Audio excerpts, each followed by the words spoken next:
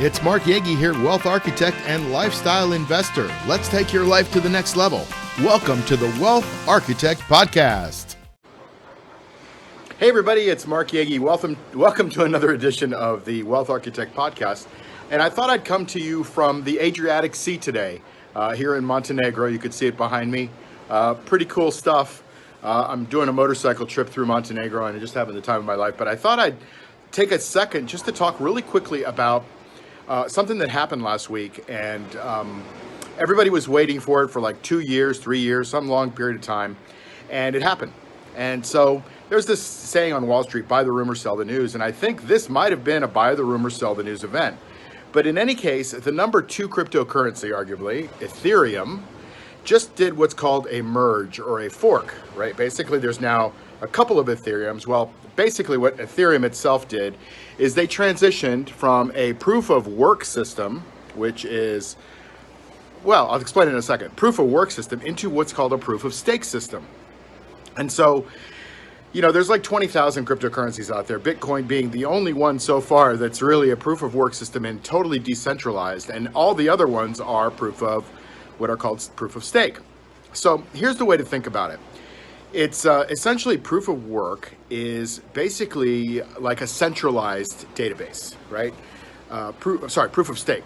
So proof of stake is anything that's centralized. So if you think about, Amazon, they probably have one big, huge database that runs everything. If you think about, FedEx, they probably have one huge database that runs everything. Think about the federal government. They've got one huge database that runs the whole thing, and it's centralized. It all happens out of Washington, D.C. The same thing is true with anything that's proof of stake. So anything centralized, I should say, is coming from one central place. Pretty simple, right? And then anything that's what's called proof of work is decentralized. In other words, it's coming from many different places. There's no single point of failure. So what does that mean? Well, in Bitcoin's case, there are 21 million Bitcoins that will ever be made. That's already written in the code. And everybody agrees on that. And what they do is they go around and they prove it every single time they mine a block, right? It's called proof of work. They prove that there's actually some verification of the prior blocks, and they make a new block. And then everybody, proves that. And so, but there's no one person. There's no board of directors. There's no one guy. There's nobody pulling the strings. There's nobody that can take control. And that is the first time in history that that's ever happened. And now it's got so many million nodes that there's no way they can coordinate any kind of attack on Bitcoin and, make it fail. On the other hand, anything that's centralized can fail. And so Ethereum just became centralized. And when they became centralized this week, they went to proof of stake. Basically, that means that anyone with 51% of the control of the Ethereums, the tokens, the coins, has control of the entire ecosystem.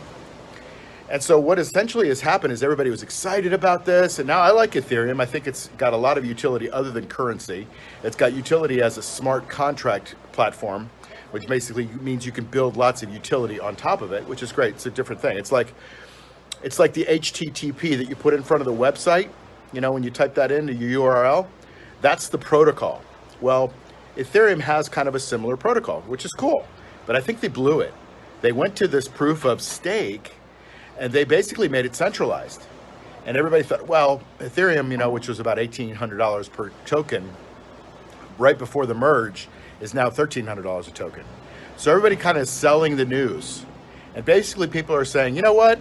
We're not so sure that this proof of stake centralization of this coin is a good thing, because the people that control 51% of it now can ruin it. They can send it to zero. So a lot of people think Ethereum, I don't know what's going on back there, a lot of people think Ethereum could go to zero now. And so you're seeing a lot of selling in Ethereum, selling the news. So I don't know what's going to happen with it. I still think it's the number 2, but I think the king Mac Daddy is Bitcoin. It's been around for 13 years and it's not been breached, and it's there's scarcity to it. There's a whole bunch of really cool things. You probably heard me talk about Bitcoin before. Ethereum is number 2, but I think they kind of blew it. And so I think by going to that proof of stake away from proof of work, and you'll hear a lot more about this in the future, it kind of sealed their fate as just one of the other typical cryptocurrencies.